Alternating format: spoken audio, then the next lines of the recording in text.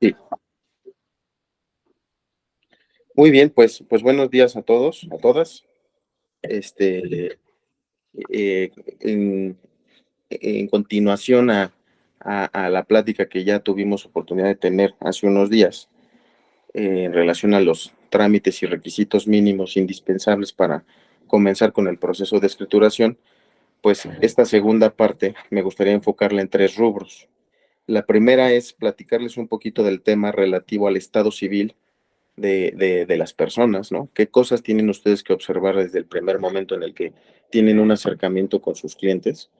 La segunda parte en relación a los documentos relativos a impuestos que tienen que tienen que juntar sus clientes, ¿no?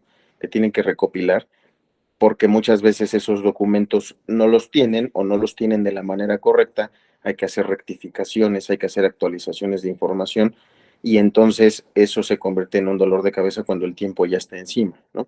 Entonces, desde el día uno detectar esos inconvenientes. Y la tercera, esperando que nos dé tiempo de abarcarlo, relativo a lavado de dinero, cosas que también brincan como temas urgentes y relevantes y que pueden tirar una firma y que se pueden saber perfectamente desde el día uno y si lo tenemos claro, bueno, pues ahorramos un dolor de cabeza importante para todos los involucrados, ¿no? Entonces, relacionado con el tema del estado civil de las personas, la vez pasada yo les platicaba de la importancia de tener clara la legitimación de las personas que pretenden vender un inmueble, ¿no? Esa legitimación, es decir, el derecho que les asiste para poder disponer realmente del inmueble. Dentro de esa legitimación, pues la gente que se encuentra casada tiene ciertos pues limitantes en ocasiones, ¿no? En atención o acorde al régimen patrimonial al cual se encuentra sujeto su matrimonio.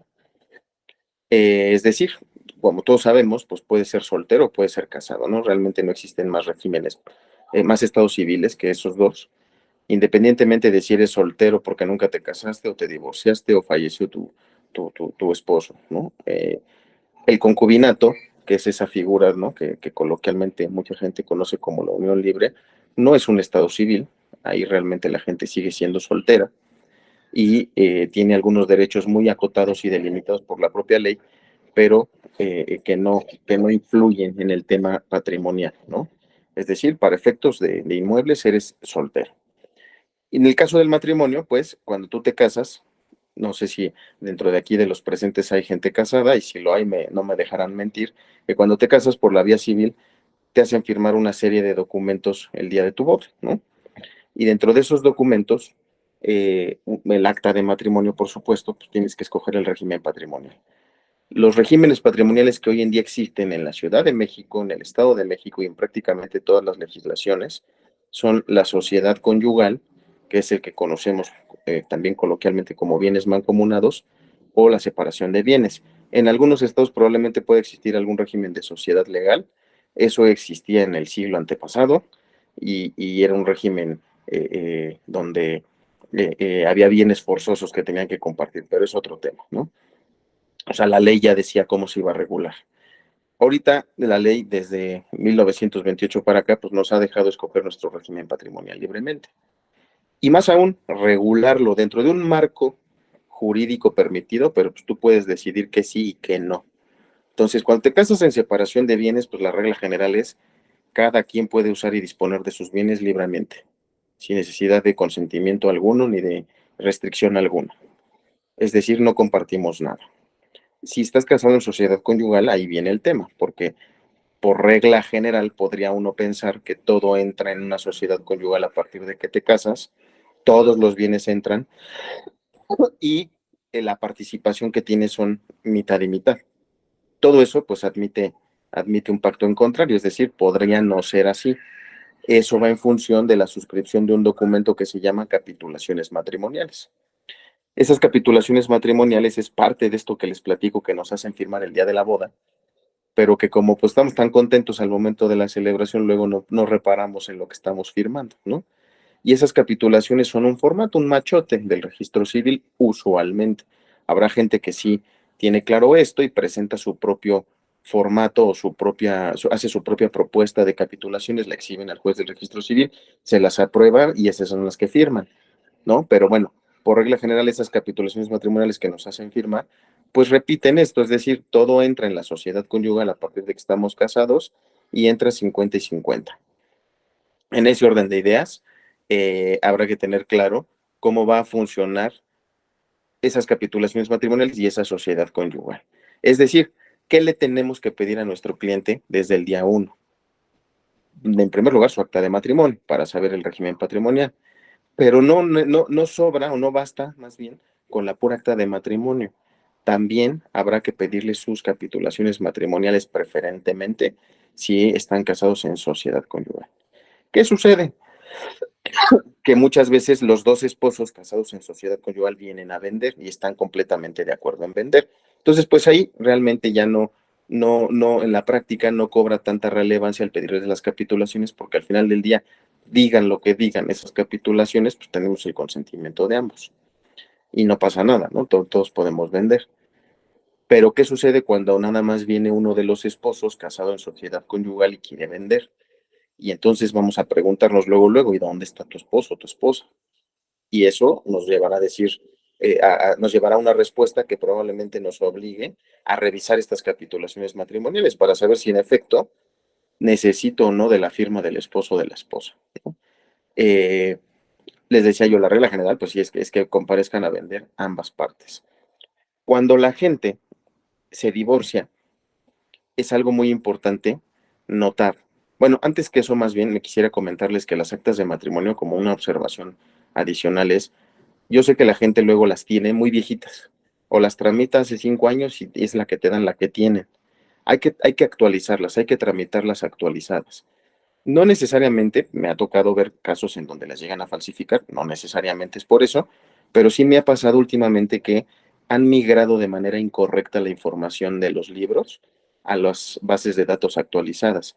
Hoy en día tú puedes pedir un acta de nacimiento y un acta de matrimonio de cualquier estado, pero a veces te aparece que está casado en sociedad conyugal y cuando te enseñan el acta viejita está en separación de bienes. Entonces es muy común últimamente que haya errores de ese tipo y no necesariamente es que te estén defraudando, es un error al migrar, al cargar la información. Basta con llevarles el acta y la viejita, ¿no? Original, al registro civil de aquí de la oficina central y ellos hacen el trámite de rectificación, ¿no? Pero nada más ojo con eso porque sí está sucediendo muy comúnmente y no necesariamente quiere decir que haya ahí gato encerrado.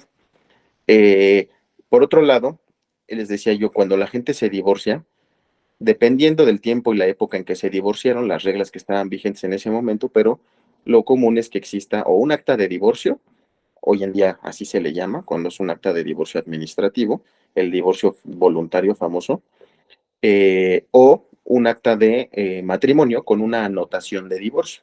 Entonces ya saben que tiene ahí un rubro de anotaciones marginales, que ya no son al margen, pero bueno, pues le siguen llamando anotaciones marginales y que aparecen ahí en el acta de matrimonio. Entonces dice, el matrimonio se disolvió por sentencia de fecha tal, del expediente número tal, del juzgado número tal, del Tribunal Superior de Justicia de la Ciudad de México.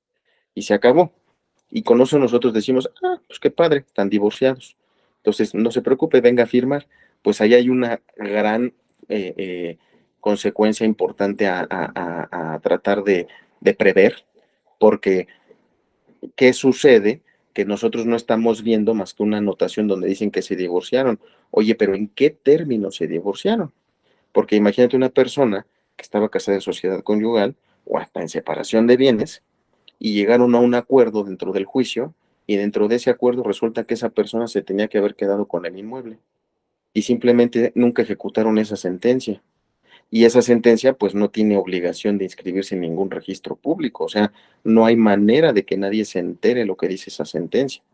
Entonces, si tú te atreves a creerle al esposo en un ejemplo y que él puede vender y no te fijaste en esto y resulta que el inmueble en un acuerdo de matrimonial de divorcio se había estipulado que iba a quedar para la esposa o para los hijos y nunca se ejecutó ese acuerdo, pues imagínate, el día de mañana van a llegar a tocar la puerta y van a decir, oye, este inmueble es mío.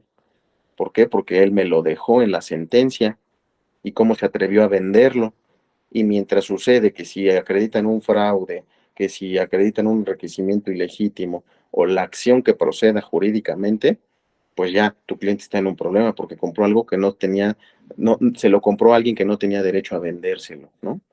Entonces, es bien importante, además de solicitar el acta de matrimonio, y en el caso en donde están casados en sociedad conyugal y que no van a firmar los dos las capitulaciones matrimoniales, pedir también el acta de la sentencia de divorcio, ¿no? Cuando ves que en tu acta de matrimonio hay una anotación de divorcio, pídeles la sentencia de divorcio. Ahí con mucho respeto lo digo para la gente, pero ¿quién no se va a quedar con la sentencia de divorcio? Al menos con una copia. O sea, te estás divorciando, tienes un tema ahí de familia y por fin logras obtener la sentencia, ¿la vas a perder, la vas a traspapelar o no, la vas a abandonar? No me ha tocado a mí en una sola persona que no la tenga, ¿eh? Siempre guardan una copia simple al menos, o ya aunque sean muy desordenados, algo guardan al respecto relacionado con ese juicio para poderlo rastrear.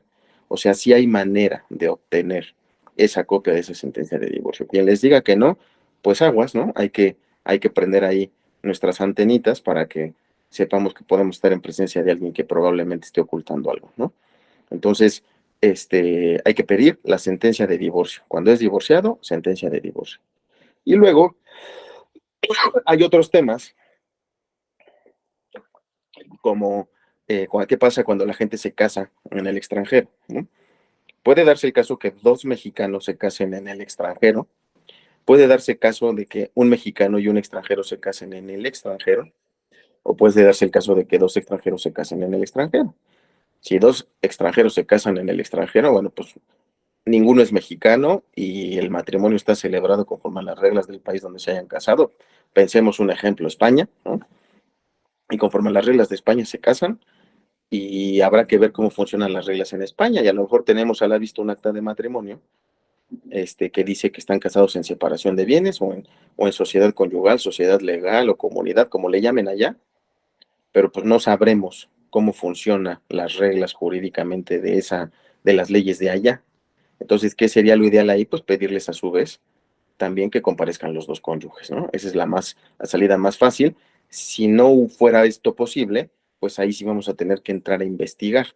Y eso, con mucho gusto, ya se pueden asesorar de la mano de la notaría para lograr hacer esa investigación, ¿no? Ya sea a través de la embajada o a través de un juzgado, hay maneras de solicitar un informe a ese país respecto de cómo opera ese régimen patrimonial, más bien cómo opera la ley en cuanto a la regulación de ese régimen patrimonial. Entonces, esa es una opción. Luego, si un mexicano se casa con otro mexicano en el extranjero, pues sucede exactamente lo mismo, ¿no? Te estás casando en el extranjero, no importa si eres mexicano, para efectos tu matrimonio tiene una regulación especial fuera de México. Si un mexicano se casa con un extranjero en el extranjero, entonces lo mismo, las reglas que van a aplicar son las del país donde celebraron el matrimonio y ver cómo funcionan aquí en México. No cómo funcionan en México, más bien ver cómo aplicarlas para poder reconocerlas aquí en México. ¿Qué sucede cuando dos mexicanos se casan en el extranjero? Ahí la ley no es muy clara porque habla de mexicanos y podríamos entenderlo como que un mexicano se casa con un extranjero o que dos mexicanos se casan en el extranjero, pues tienen que inscribir su acta de matrimonio aquí en México, ¿no? Justo para darle un efecto patrimonial al acta de matrimonio.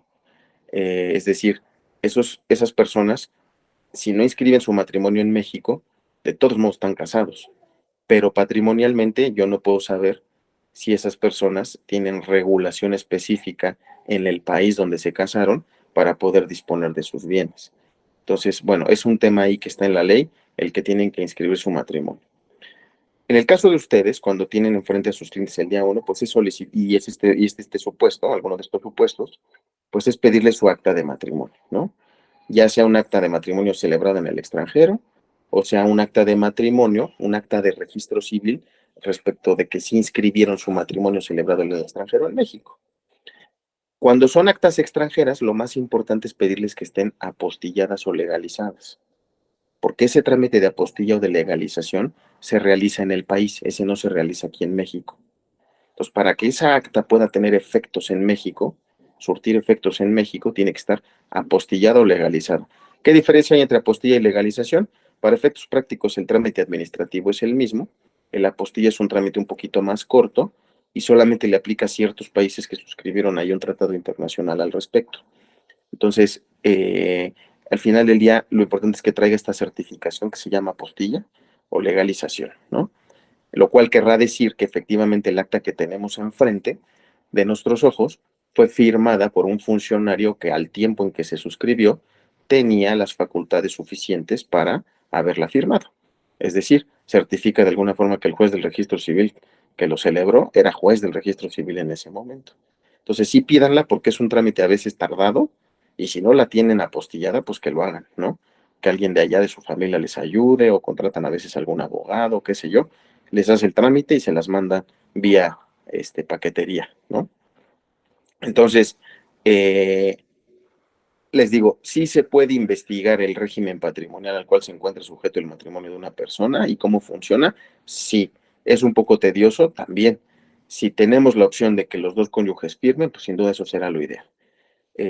Si no tenemos la opción de que los dos cónyuges firmen, entonces ahí sí habrá que abocarnos a ver de qué manera cerciorarnos de que efectivamente la persona que viene a firmar es la que puede disponer en su totalidad de los bienes, ¿no? ¿Hasta aquí tienen alguna duda para pasar a otro tema? ¿No? Bueno, Pues parece ser que no. ok. Entonces, respecto del tema fiscal, en cuanto a documentación que se requiere, fíjense que, y que seguro ustedes ya lo han visto muchas veces, cuando se vende un inmueble, hay dos tipos de impuestos que se pagan. Los impuestos federales que se le pagan a la Hacienda Federal, a la Secretaría de Hacienda y Crédito Público, por conducto del SAT, y los impuestos locales que se le pagan a la Tesorería de la Ciudad de México, en el caso de la Ciudad de México, o a la Tesorería local, dependiendo del lugar donde se encuentra ubicado el inmueble.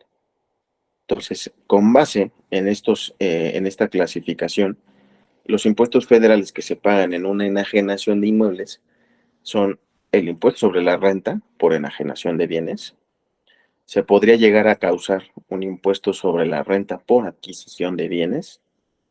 Se podría llegar a causar un impuesto al valor agregado, ¿no? En aquellos casos en donde los bienes no son destinados a casa habitación.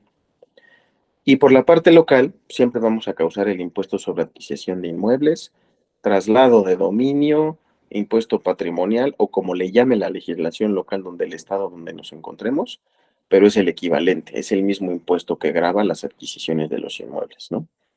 Entonces, para efectos del impuesto sobre la renta, ¿no? Me regreso a los federales. Para efectos del impuesto sobre la renta en materia federal, cuando hablamos del impuesto sobre la renta por enajenación de bienes, es este impuesto que tiene que pagar una persona cuando vende. Siempre se causa, siempre se causa. No hay manera de no causarlo, ese siempre se causa, ¿no? Cuando vendes y vas a recibir un precio a cambio, siempre se causa. Aquellos supuestos donde no se causan, pues es cuando no recibes un precio a cambio, es decir, una donación. Cuando te regalan, ese no se causa. Es porque pues tú estás regalándole a alguien, ¿no? Tú te estás despojando de tus bienes, no vas a pagar impuestos por eso. Y eh, tampoco se causa cuando es por causa de muerte, ¿no? O sea, alguien que se muere y transmite por herencia a sus herederos, de alguna manera está enajenando, sí, pero esa enajenación no se considera agravada para el impuesto sobre la renta por enajenación. Entonces, siempre lo vamos a causar. ¿Qué sucede? Cuando alguien vende, tienes opciones. ¿Opciones para qué? O para pagar un poco menos o para exentar el impuesto sobre la renta. Todo va a ir en función de los valores. Todo esto ha sido cambiante, como la materia fiscal siempre la están cambie y cambie. Pues hace muchos años tú podías exentar el impuesto sobre la renta de lo que quisieras. Así vendieras un inmueble de 100 millones, podías exentarlo. Había reglas específicas para eso y requisitos a cumplir. Todo eso se ha ido modulando, pues porque finalmente era un boquete fiscal que la propia autoridad y los legisladores dijeron, pues aquí estamos teniendo una fuga de ingresos. Entonces lo fueron acotando, no se perdió, pero lo fueron acotando. Entonces, pues el primer beneficio fiscal que le puedes ofrecer a tu cliente vendedor es que exente el impuesto sobre la renta. Para eso, los requisitos o las preguntas que hay que hacerle es, número uno, ¿es tu casa habitación? Sí. A lo mejor te dices que tengo 10 casas.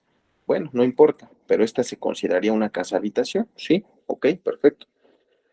¿Has vendido otro inmueble en los últimos 3 años por el cual hayas exentado el impuesto sobre la renta? Si la respuesta es sí, pues no puede exentar. Si la respuesta es no, sí puede exentar. Es decir, se puede exentar una venta cada 3 años, ¿no? Jorge, buenos días. Sí, Si la casa tuviera locales comerciales, ¿se puede exentar el ICR? no, porque esa parte, ese pedacito de los locales comerciales, no es casa habitación. Aquí la ley lo que te dice es, yo te dejo exentar cuando vendes tu casa habitación, porque parto de la base que te vas a comprar otra casa habitación para vivir. O sea, estás vendiendo donde vives para comprar donde vas a vivir. Entonces, solo te dejarían exentar la parte proporcional que sea casa habitación. En ese caso que expone María Eugenia, tendríamos que hacer un avalúo y determinar la proporción de valor que representen esos locales. Y la parte que no sea esos locales comerciales es lo que podrá exentar. Los locales comerciales no. Esos tendrían que pagar ISR. Ajá. Entonces, Gracias. decía yo en el caso de la exención, se puede.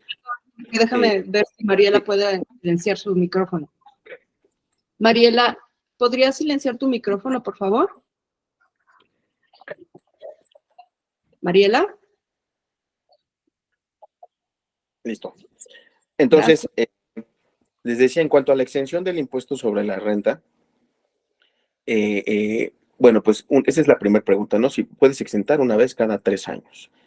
La siguiente pregunta a hacerle es, ¿tienes documentos para exentar? Sí. ¿Cuáles son los documentos que me permite exentar? Y aquí es donde empiezan las complejidades, porque hoy en día, dentro del catálogo que ahorita les voy a enunciar, lo que se requiere contar es con el CFDI famoso, ¿no? Comprobante fiscal digital por internet, o sea, la factura coloquialmente. Y el CFDI ya saben que lleva su PDF y su archivo XML.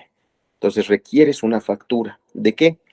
Del recibo de luz, del servicio de energía eléctrica, dice la ley, del recibo de teléfono fijo, del servicio de telefonía fija, celular no, fija, tiene que ser fija. Aquí puede servir el Telmex o puede servir el Easy, ¿no? Cuando ya traen que el teléfono, internet y traen todo en un combo, pues ese también sirve, ¿no? Puede ser también un estado de cuenta bancario, puede ser también un estado de cuenta de tarjetas de crédito no bancarias o de casas comerciales, estas de Palacio de Hierro, Sears, Liverpool, todas estas, ¿no? O puede ser la credencial para votar. Entonces, en caso de los primeros dos, el servicio de energía eléctrica y el Telmex, normalmente el recibo de luz de CFE no está configurado como un CFDI, es un servicio que tenemos que activar. Hay que ir físicamente a la oficina de CFE más cercana y decir que requiero activar el servicio de facturación. Anteriormente se podía hacer por internet, alguna vez lo hice, pero creo que ahora ya no lo permite el sistema. Entonces Ahora se puede hacer por teléfono, Jorge. por teléfono. Sí, yo lo acabo de hacer para un cliente y sí lo pude hacer a pesar de que no era yo titular. Entonces sí, por teléfono se puede hacer y sí me lo hicieron bastante rápido, pero sí hay que preverlo, como dices. Sí, porque el inconveniente está en que no te la van a mandar la factura hasta que no corte. Entonces, para que vuelva a haber un corte, pues pasan 2 meses. Entonces, si lo vemos eso desde el día uno, lo pueden ir haciendo, así como lo hizo Erika, y al final lo vas a tener completo para el momento de la firma, ¿no? Pero sí tiene que tener esa cadena digital, el recibo de luz, llena, porque a veces viene como el formato, pero no viene lleno. Entonces, no se vayan a ir con la finta, tiene que venir con todos los datos fiscales, o sea, el nombre, el RFC, el domicilio, etcétera, ¿no? Sobre todo el nombre y el RFC. Muchas veces sucede que, por ejemplo, el Telmex sí trae datos fiscales. El recibo de Telmex en sí ya viene cargado como factura, como CFDI. Pero esos datos fiscales que trae el recibo de Telmex a veces traen un RFC genérico, ¿no? Y mucha gente dice, no, pero pues es que tiene el RFC genérico, no me sirve. No, sí sirve. porque al final del día es un recibo fiscal que cumple con los requisitos del código para efectos de servir como CFDI. El que sea un RFC genérico, o sea, mi RFC, pues ya muchas veces inclusive atiende a mi tipo de régimen fiscal, cuestiones que ya van a depender de cada persona en particular. Pero mientras venga con esos datos, es suficiente, porque al final, otro de los requisitos que pide la ley al respecto es que esos documentos vengan a nombre del contribuyente o de su cónyuge o de sus ascendientes o descendientes. Y aquí, ojo, porque sí dice cónyuge, ¿no? Entonces no puede ser concubina, tiene que ser cónyuge, esposa con acta de matrimonio. Con eso lo voy a acreditar. Y ascendientes a descendientes, pues pueden ser hijos, nietos, ¿no? Puede ser papá, abuelos. Si están a nombre de ellos, puedes exentar. Es muy común, sobre todo en las herencias, ¿no? Se muere el papá, los hijos van a vender y todos los documentos estaban a nombre del papá, pues ahora el papá, con su acta de los hijos con su acta de nacimiento más eh, el acta de nacimiento más el documento en sí, aunque esté a nombre del papá, van a poder exentar. Adelante, Laura. Gracias, Jorge. Mira, tengo un cliente que vive y trabaja en el extranjero, pero tiene una propiedad aquí en México y quiere exentar. Está vendiendo la propiedad y quiere exentar. Su INE, su contrato de luz y todo está a su nombre. ¿Hay algún problema en este caso? Mira, aquí digo, este es el siguiente requisito, ¿no? Porque el otro requisito que les iba yo a plantear era que la persona tiene que ser residente fiscal en México. Entonces, el hecho de que sea residente en el extranjero puede ser que sea residente fiscal en el extranjero. ¿Por qué digo esto de residente fiscal? La ley nos da un concepto de qué entiende por residencia fiscal. Y entonces resulta que por regla general, el que es mexicano por nacimiento o el que tiene nacionalidad mexicana se presume como que tiene residencia fiscal en México, salvo prueba en contrario. Pues aquí me dices que está trabajando en el extranjero, es muy probable que esté pagando impuestos en el extranjero, lo cual será muy probable que su residencia fiscal sea en el extranjero. Y entonces puede hacer que no exente el impuesto sobre la renta a pesar de tener todos esos documentos. ¿Qué sucede? ¿Cómo acreditas, mejor dicho, que eres residente fiscal en México, que eres residente fiscal en el extranjero? La ley te da dos opciones, te dice la fácil, tu constancia de situación fiscal, o sea, el famoso RFC, tu constancia de situación fiscal, si tienes constancia de situación fiscal de México y apareces con un estatus de activo, que estás activo, pues eres residente fiscal en México. Si ya tienes ahí un tema de que además no la cancelaste, no diste el aviso de cambio de residencia fiscal y sigues cobrando, teniendo ingresos en el extranjero y allá pagas impuestos, bueno, ese ya es un tema contable que vas a poder llegar a tener alguna contingencia allá. Lo tendrá que ver tu cliente con su contador allá. Pero por regla general, si él me enseñara a mí una constancia de situación fiscal donde dice que está activo, pues yo le puedo creer, finalmente él me lo va a declarar, ¿no? El notario ya no es policía fiscal para esos efectos. Entonces yo le creo, yo lo pongo como su declaración, declara que es residente fiscal en México. Pero sí es bien importante y delicado buscarlo, porque si resulta que si era residente fiscal en el extranjero, se puede meter él en un problema, ¿no? Por estar recibiendo ingresos y no pagar, no declararlos allá. Entonces, es algo que ellos tienen que ver contablemente. ¿Qué es lo correcto y qué es lo ortodoxo? Pues si estás trabajando allá y eres residente fiscal allá, aunque aquí tengas tu cédula activa, pues no te arriesgues, ¿no? Paga como residente fiscal en el extranjero, lo cual no te va a dejar exentar y vas a pagar una tasa más alta. Entonces, aguas, ¿no? O sea, el hecho de que seas extranjero no quiere decir que seas residente fiscal en el extranjero. Puede haber mexicanos que sean residentes fiscales en el extranjero, puede haber extranjeros que sean residentes fiscales en México. Entonces, la nacionalidad no te da la respuesta, te lo da la residencia fiscal. Entonces, respondiendo a tu pregunta concreta, Laura, si cumple con este parámetro de acreditarse residente fiscal en México y tiene sus documentos en orden, como lo mencionas a su nombre, está bien, sí puede exentar el impuesto sobre la renta, ¿no? Dudo que eso sea, por el caso que planteas, porque pues, está recibiendo ingresos fuera, ¿no? Habrá que ver y comentárselo abiertamente. Sí, adelante, Mónica. Gracias. Sí, adelante, Mónica. Sí, mira, yo tengo un cliente, ella vive en Canadá y bueno, todos los recibos me parece que todavía están a nombre de su papá, el papá ya murió y o sea, aquí estamos hablando de que ya, pues se presenta acta de defunción, digo, es válido también en el papá, o sea, el papá, sí, perdón. Sí, sí, mira, si el papá, todo está a nombre del papá y ella lo recibe por herencia, Sí, entonces así es. la transmisión por causa de muerte que ocurrió o que operó de su papá a ella, esa no pagó impuestos sobre la renta en México. Ah, Pero ahora ella como propietaria va a vender, exacto. ella sí tiene que pagar impuestos sobre la renta. Si es residente fiscal en México, podrá exentar. Si no, no podrá exentar. Y tendrá que pagar a una tasa más cara que la que pagan los mexicanos. Entonces, es importante tener claro eso. Entonces, todo esto les platico porque son de las preguntas iniciales, ¿no? Justo el primer momento el primer acercamiento que se tiene con el cliente al querer vender, se le tiene que decir, oye, vas a vender, tienes estos requisitos, si tienes los documentos, eres residente fiscal en México, y ahora otro requisito más, el inmueble que estás vendiendo no rebasa la superficie de terreno por más de 3 veces, es decir, una casita con un terrenote. Si la respuesta es no, porque bueno, aquí en Ciudad de México es muy común vender más bien departamentos y ya ese tipo de inmuebles ya casi no se ven, pero cuando son foráneos normalmente sí puede suceder, ¿no? Si eso fuera eso, ¿cómo lo va a saber el cliente? Pues no lo va a saber más que con un avalúo, ¿no? Ahí el valuador es el que tendrá que referir qué tanto tiene de terreno y qué tanto tiene de construcciones, o lo podremos calcular, aproximar con la boleta predial, ¿no? Cuánto tienes de terreno y cuánto tienes de construcciones.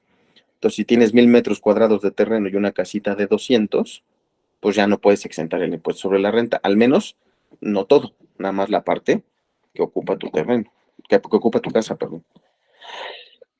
Entonces, Perdón, eso va por parte del comprador, ¿no? Lo de la parte del avalúo. No necesariamente. ¿Por qué no necesariamente? Porque por regla general podríamos pensar que siempre se requiere un avalúo, pero así como les clasifique el tema de impuestos en los impuestos federales y en los impuestos locales, hay avalúos federales y hay avalúos locales.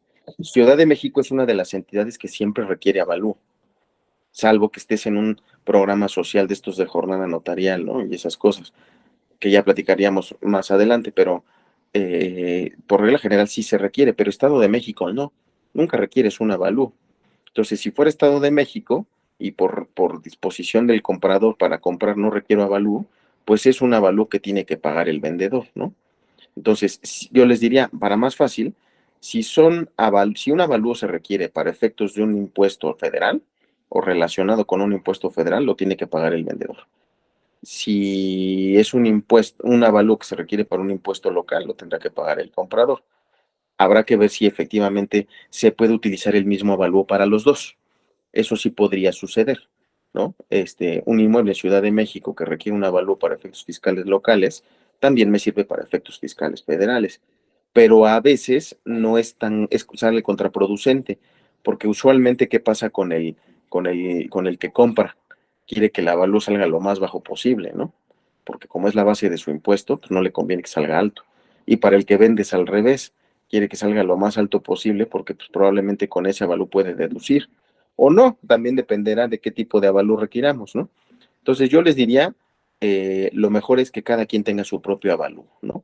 Y ya en un caso particular, pues ir viendo si de verdad funciona el mismo avalúo, pues ya lo negociarán entre ellos cómo lo pagan, ¿no? Pero sí sería importante considerar siempre que cada quien tenga su avalúo. Entonces, para el impuesto sobre la renta, les decía en cuanto a la exención, es importante tener claros estos requisitos y, bueno, pues saber que también que el notario está obligado a informarle a la autoridad todo esto, ¿no? Toda esta información relacionada con la exención está obligado a informársela. Ahora, la exención está topada a 700,000 UDIs, Entonces, sí exentas, qué padre, cumpliste con todos los requisitos, pero solamente hasta 700,000 UDIs, que bastará con buscar la UDI del día y hacer la multiplicación, pero hablamos de un promedio de 5,700,000, 5,600,000 pesos, ¿no? Esa cantidad es la que puedes exentar. Si vendes un inmueble de 10 millones, pues solamente puedes exentar 5,600,000, ¿no? Por el remanente habrá que pagar impuestos sobre la renta y aplicando las respectivas deducciones a que tienes derecho en la medida proporcional, ¿no? De lo que estás exentando. O sea, la autoridad no te va a dejar deducir al 100 todo. Te va a decir, pues si ya te estoy dejando exentar, solamente te dejo deducir en proporción a lo que ya exentaste. Si no, yo le pierdo, ¿no? Entonces, habrá que tener claro nada más que se exenta así. Ahora, la exención es por contribuyente. Entonces, un ejemplo donde son varios copropietarios, por ejemplo, una herencia, ¿no? Se muere el papá y son 3 hijos. Bueno, pues los 3 hijos, cada uno podrá exentar sus 700,000 UDIs. Entonces, si venden en 15 millones, pues prácticamente exentaron todo. No van a pagar un centavo de impuesto sobre la renta, ¿no? Es una exención por contribuyente. ¿Por qué? No está claro así en la ley con estas letras, pero porque pues, al final del día el derecho a exentar es el derecho que le da la ley al contribuyente, y los 3 son contribuyentes. En el caso de aquellas personas que están casadas en sociedad conyugal, también pueden exentar los dos, porque para efectos fiscales dice la ley que la sociedad conyugal es como si fuera una copropiedad. Entonces, cada cónyuge tiene su exención. Una de las, digamos, si lo vemos así, es una ventaja, ¿no? De la sociedad conyugal versus la separación de bienes. Si estás casado en sociedad conyugal y venden los dos exentan.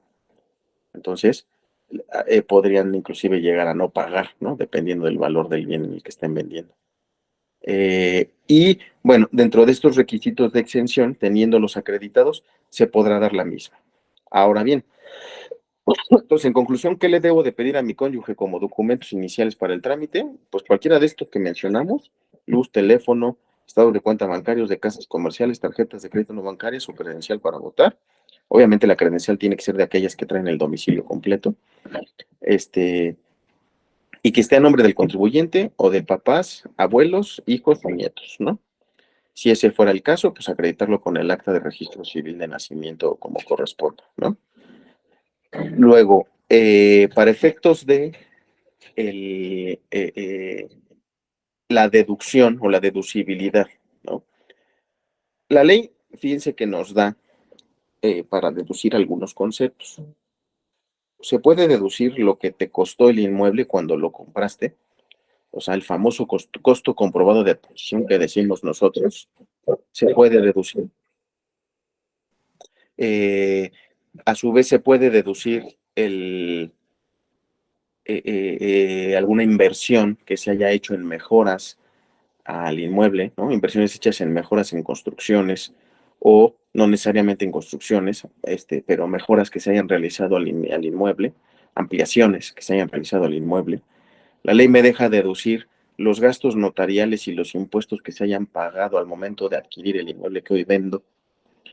Y la ley me deja deducir los avalúos y los gastos de corretaje, ¿no? Inmobiliario. Justo cuando ustedes les piden que otorguen una factura por la comisión que cobran por sus servicios, pues esa factura será deducible para el vendedor.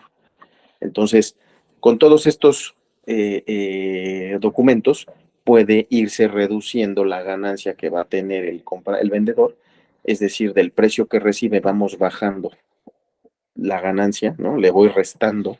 Si vendo en 2 millones y tengo deducciones por 1 millón, pues no voy a pagar impuestos sobre 2 millones, lo voy a pagar sobre 1 millón. Entonces voy a pagar menos. Y esa es la idea, ir bajando la ganancia a modo de obtener que sea la menor y de tener que pagar menos impuestos. En cuanto al costo comprobado de adquisición, fíjense que a partir de abril del 2014, se dio la implementación de una cosa que le llamamos complemento nosotros notarialmente. Es decir, antes de ese mes de abril del 2014, para que tú pudieras acreditarle a un notario cuánto te costó el inmueble y lo vas a vender, bastaba con exhibirle la escritura. Ahora no, los notarios tienen la obligación en ciertos casos de expedir una factura por la venta y esa factura debe de llevar un complemento. que es información general de la operación en realidad, pero es un complemento que para efectos fiscales es como si se timbrara una segunda factura, digamos, ¿no? O de la factura lleva un adicional timbrado por el fisco. Entonces, es una de las cosas que uno tiene que pedirle el día 1 al que va a vender. Si ese que va a vender compró después de abril del 2014, tiene que tener su complemento. Ya sea que se lo haya dado el notario o ya sea que se lo haya dado la inmobiliaria, si es que le compró a alguna persona moral, o dependiendo cómo adquirió, habrá que ver, pero se le tiene que dar su complemento. Y en función de eso, determinar si puede hacérsele válida esa deducción y se le puede aplicar esa deducción, porque de otra forma eh, se quedaría sin su derecho a deducir, ¿no? Entonces perdería bastante dinero. Ahí la ley dice que puedes llegar a hacer una deducción del 10% cuando no tienes este complemento. Entonces, pero es un 10% de lo que vale hoy el inmueble. Si yo vendo en 10 millones, la ley me deja deducir 1 millón, pero a lo mejor a mí me costó 5, ¿no? Entonces, pues estoy perdiendo muchísima deducción ahí. Lo importante de esto es contar con ese complemento. Hubo un periodo de tiempo que fue del 2014 al 2017, en donde si algún notario no hizo su chamba y no lo hizo ese complemento, bueno, pues dijeron, cualquier notario puede expedirlo. Entonces, habrá que ver, les digo, en el caso particular que tengan ustedes enfrente, si cuentan con el complemento y si no cuentan con él, ¿por qué? Y ver si estamos en un supuesto en donde en ese momento se los puede expedir cualquier notario, ¿no? O el mismo notario que no lo hizo, que se los expida. También es importante en relación con este tema del complemento, que lo tienen que tener en el PDF y en el XML, ¿no? Tienen que tener sus 2 archivitos digitales. No basta con la representación impresa, sino que tengan los 2 archivos digitales, porque de esa manera es como el notario podrá tomarles como válida esa deducción. Si no se cuenta, les digo, sí es un tema importante y que lo sepan desde el día 1, porque si van a dejar de hacer deducible y van a tener que pagar más impuestos sobre la renta seguramente. Ahora bien, en cuanto a las inversiones hechas en mejoras y ampliaciones, pues habrá que ver 2 opciones, ¿no? La primera es, yo le metí a mi casa mientras la habité, cocina, ventanas, pisos, le cambié los baños y le hice muchas mejoras. No necesariamente le aventé un piso arriba, simplemente la mejoré. Bueno, pues todo eso tuve que haber pedido factura.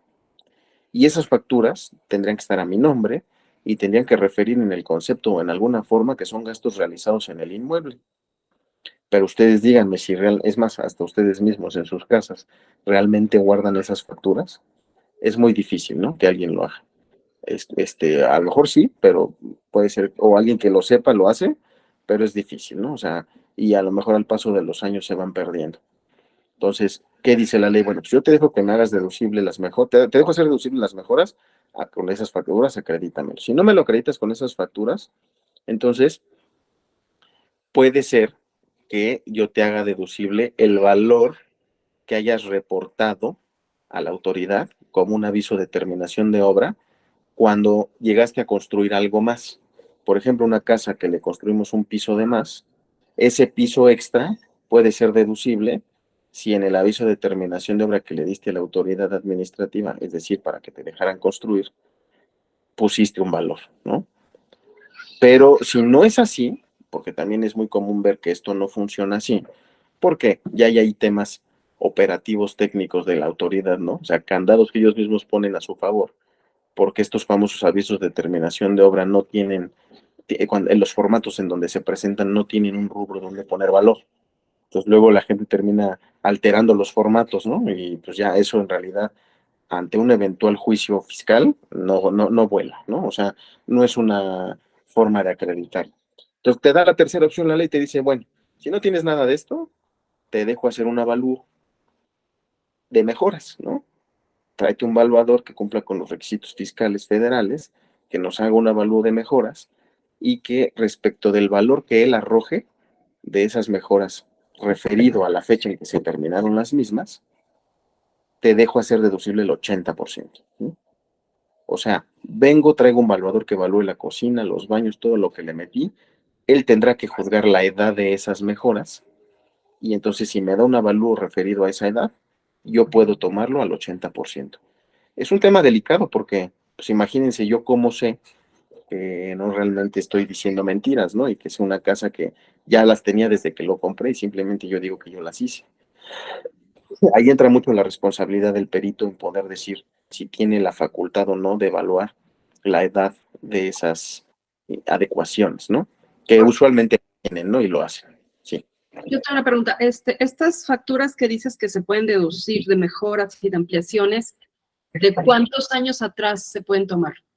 Desde que lo compraste, la que quieras, ¿no? Desde el día siguiente. ¿A poco? O sea, si tiene mi casa 20 años y yo desde entonces hice mejoras, ¿puedo usarlas? ¿No? Wow. Así es. Esos valores se actualizan, Ok, ¿no? Entonces, sí te deja hacer las deducibles la ley, ¿no? perfecto. Realmente, miren, lo seguro ustedes lo han visto más que ni yo, ¿no? Pero mucha gente dice, no, pues yo no quiero pagar casi nada de impuesto. Y se avientan a veces a querer hacer avalúos de mejoras y quieren que les valúen como si la casa fuera de oro, ¿no? Bueno, pues mientras haya un perito evaluador que cumpla con los parámetros fiscales y que me exhiba a mi notaría un avalúo que cumple, les repito, pues el notario no es policía fiscal, no puede andar viendo si sí es cierto o si no es cierto. Yo confío en el perito, él es el experto. Al final del día, si esto llegara a haber un juicio al respecto, pues van a mandar traer al perito, ¿no? Entonces, creo que basta con que se hagan bien los documentos y teniendo un buen sustento defendible, pues tomarlo por válido, ¿no? Adelante, Mónica. Creo que esto, pues sí se aplica a la casa donde, bueno, estoy llevando a cabo toda la operación pero y el perito, ¿dónde me recomiendas buscar este tipo de Del al perito? evaluador. Sí, ¿tienes algún dato de alguien o que me Sí, por pudieras supuesto. decir? Trabajamos con uno, ¿no? Que, que nos ayuda en estos casos, ¿no? Te lo puedo referenciar con gusto. Sí, si eres tan Nada, amable. nada más que, pues puede ser, te diría yo, cualquier perito, siempre y cuando tenga cédula de evaluador expedida por la SED, ¿no? Hasta eso para efectos fiscales federales es más sencillo, porque aquí en fiscales locales te piden que esté registrado ante la tesorería y ese registro es complicado, según me han platicado. Tienen que pasar exámenes y cosas así. Entonces, puede ser cualquier perito, pero el avalúo particularmente tiene que contener algunas características. Entonces, ya hay peritos que ya saben bien su trabajo en este aspecto. Este que conozco es uno de ellos, y te digo, te lo podría referenciar sin problema. Ah, muy bien, gracias. ¿Sí? Entonces, ya con eso yo puedo hacer deducible las mejoras que le hice al inmueble, al menos el 80% de lo que vale, o de lo que costaban al momento en que las termine. Y luego me deja hacer deducibles los gastos notariales, es decir, si yo compré en el año en que haya yo comprado, me dieron una factura de gastos notariales, la puedo hacer deducible, es decir, los honorarios que le pagué al notario son deducibles ahora que vendo. Los impuestos que pagué, el ISAI que yo pagué en su momento, es deducible ahora que vendo.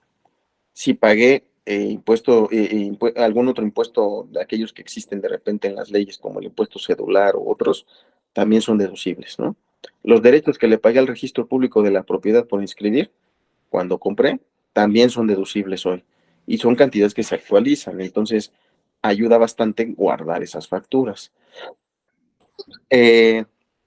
A su vez, sería deducibles, les decía yo, los gastos del avalúo, que usualmente, como menciona Mónica, ¿conoces algún avalúo? Pues los notarios tienen contacto, ¿no? Con algunos evaluadores siempre, y usualmente el que le factura al notario es el evaluador, y el evaluador, y el notario te da una factura a ti, ¿no? Entonces, dentro de esa factura de gastos notariales, usualmente va implícito el costo del avalúo. Y ya después de eso, tendríamos como opción de deducir las facturas por corretaje inmobiliario, ¿no? Es decir, la factura que ustedes proporcionen por su servicio será deducible.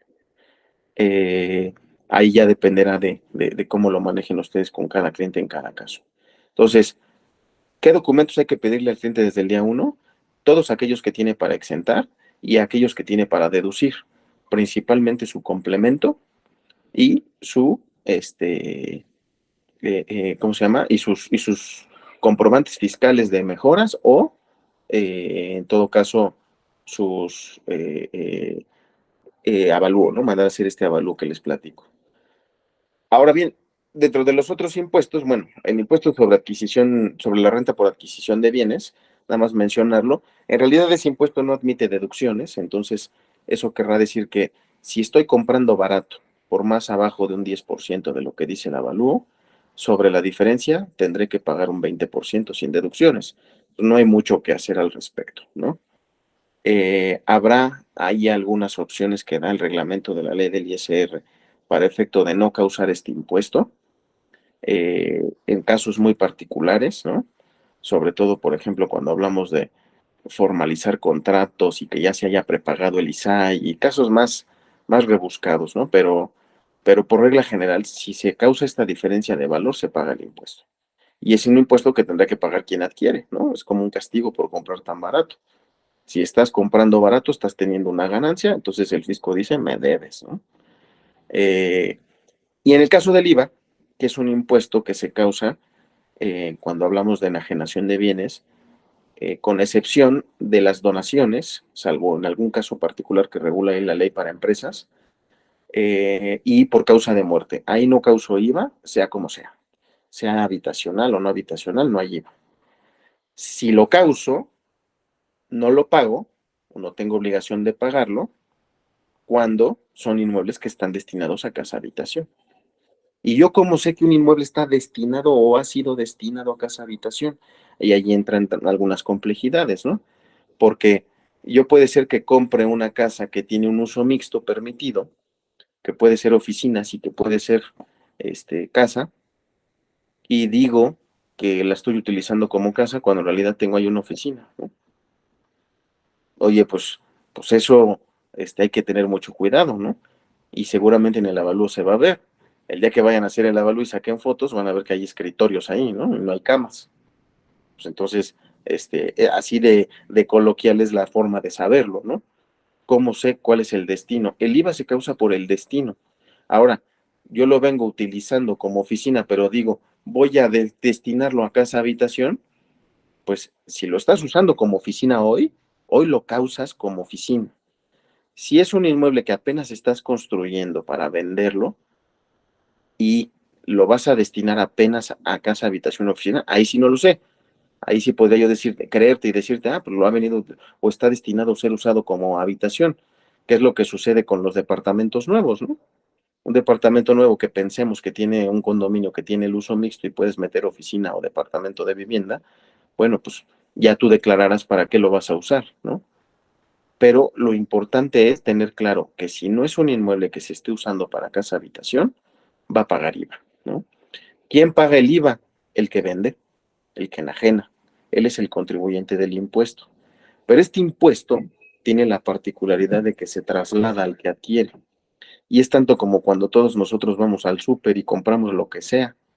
Tú pagas IVA por, no sé, si compras un perfume, vas a pagar IVA.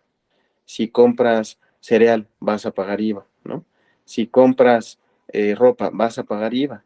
Entonces, ¿qué haces tú cuando vas y compras en una tienda? Pues le pagas a Walmart, ¿no? El costo, y en ese costo va el IVA. ¿Qué quiere decir eso? ¿Quién te está vendiendo las cosas? Walmart. Él es el vendedor. Te está trasladando la obligación de pagarle el IVA. Y aquí es la misma lógica. El vendedor le traslada la obligación de pagar el IVA al comprador.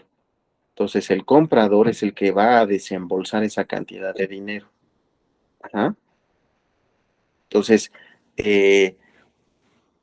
se traslada la obligación al comprador y el vendedor lo que tiene que hacer es enterar esa cantidad como IVA al fisco. Si no lo hace el vendedor, lo hace el notario, ¿no? Para eso está el notario, para retener. Pero en los casos en donde no es casa habitación, ahí es donde tendrá que hacerlo el notario, por regla general. Ahora, decíamos en la necesidad de tener casos en donde es una bodega industrial, pues todo paga IVA, ¿no? Toda la construcción, menos el terreno no paga IVA, es otro de las partidas que dice la ley que no pagan IVA, los terrenos o el suelo. Entonces solo pagaría la construcción. O el caso que planteaban hace un ratito, ¿no? una casa que sí es casa, pero tiene locales comerciales, pues los puros locales comerciales pagarán IVA. Y ahí volvemos a la necesidad de tener un avalúo, ¿no? Entonces, en el avalúo, señor evaluador, dígame usted cuánto vale el inmueble y cuánto vale el inmueble en cuanto a casa habitación y cuánto vale en cuanto a construcciones no destinadas a habitación. Es decir, el avalúo me va a decir el parámetro de valor.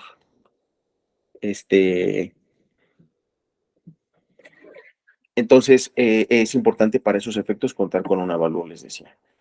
Y, ¿qué necesitan ustedes pedirles para estos efectos a sus clientes? Pues nada más, cuando les piden su boleta predial, cuando les pedimos todo eso, saber qué uso permitido tiene y saber y preguntarles, oye, ¿para qué lo estás usando?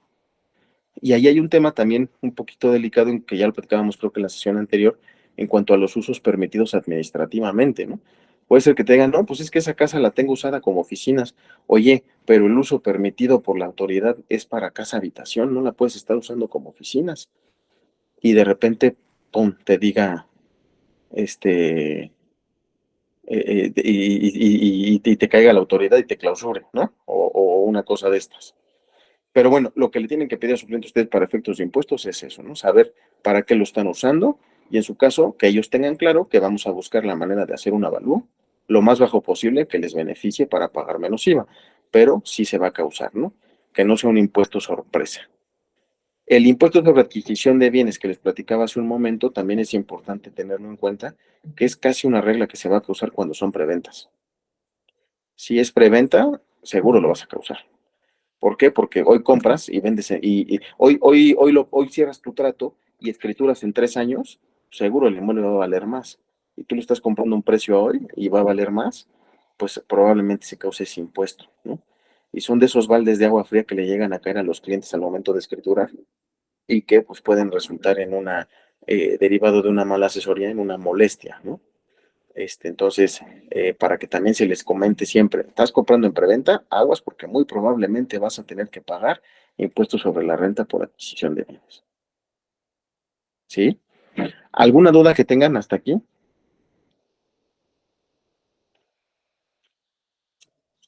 ¿No? Me parece que no. Todo muy claro, Jorge. Ninguna. Mónica, adelante. Ay, otra vez, disculpa. No, adelante. En el caso de esta persona, él murió, ¿no? Entonces le deja todo a la hija, le deja la casa, ¿no? Entonces, ella ya nada más porque mencionabas, ¿no? Que por defunciones o por donaciones, ahí no aplica, ¿no? El impuesto. Entonces, aquí se puede manejar de esa manera porque se la dejó a la hija. Sí, o sea, por lo que hace a la herencia, no va a pagar impuestos sobre la renta. Solo va a pagar su impuesto de adquisición local, por adquirir por herencia. Ahí ya habrá que ver si entra en jornada notarial, dependiendo de dónde está ubicado el inmueble, etcétera. Si tiene algún. Ahora, punto y aparte, ella vende. Por esa venta, ella sí va a pagar impuestos sobre la renta, ¿no? Por herencia no, por la venta sí. Son dos actos distintos. Mejor se dan en simultáneo, pero son distintos. Entonces, finalmente sí, ¿no? Finalmente sí va a pagar porque ella ya para ese momento es dueña, ¿no? Pero por la herencia que le dejó su papá, no va a pagar. Podría haber pagado doble, ¿no? Pero ahí es donde la ley dice, por herencia no se considera enajenación, por herencia no pagas impuestos sobre la renta. Ya es tuyo, es más, si ella no vendiera y ella se lo queda, nunca va a pagar nada, ¿no? Ah, perfecto. Ajá. Sí, gracias. Adelante, Laura. Gracias. Mira, yo también tengo un caso que no quiero comentar aquí porque es quitar el tiempo a nuestro curso que nos está haciendo favor de dar, pero sí nos dejarás tus datos, ¿verdad? Para consultarte más adelante, ¿no? Y por supuesto, yo creo que me va a ayudar con eso a lo mejor Erika a proporcionárselos. Sí, Muchas gracias. acuérdate que en la grabación de YouTube, Laura, siempre se dejan los datos del expositor. Perfecto. Si no, yo te los puedo pasar sin problema. Muchas gracias. Y me pueden mandar un WhatsApp o lo que sea más fácil para ustedes, ¿no? Muchas gracias. Y bueno, ya nada más por último, cierro esto con el impuesto sobre adquisición de inmuebles, en donde les diría, pues ahí realmente parte de lo que le piden a su cliente, que es la boleta predial, es lo que nos va a dar luz para saber si este impuesto sobre adquisición puede entrar o no en un programa de beneficios fiscales como la jornada notarial. De esos programas, pues yo creo que tendríamos que platicar en otra oportunidad, en otra reunión, pero sí podrían tener esos beneficios, ¿no? Entonces, para que si tienen a la vista esa boleta predial, inmediatamente se pueden poner en contacto con la notaría y ellos ya les diríamos nosotros quiénes si entran o no en este programa y qué porcentaje tendrían derecho, o propiamente, mejor dicho, hacerles una cotización, ¿no? Ujú. Bueno, pues si no tienen más dudas, y si les parece bien, pues podemos dejar esta sesión hasta aquí y platicar en la siguiente, continuar en la siguiente. Sí, muchísimas gracias, Jorge. ¿Alguien tiene alguna duda o Gracias. comentario que quiera hacerle a Jorge? No, Pues solo ninguno. que pedirle que haya otro más, porque nos quedan muchas cosas en el tintero. Yo encantado. Y por favor, bombardeenme de todas sus dudas. Gracias. Perfecto, pues mil gracias, Jorge. Pues sí tenemos todavía varios pendientes que ver contigo temas. Ya lo platicaremos y vamos programando, ¿no? Algunas otras sesiones contigo. Así es. Me va a dar mucho gusto seguirlas viendo por acá. Muchísimas Muchas gracias. Muy bien, que les vaya muy bien. Gracias. Buen día. Hasta gracias. luego. Muy Muchas buen día a todos. gracias a todos. Un Buen gusto. día. Hasta luego. Buen día. Bye, gracias.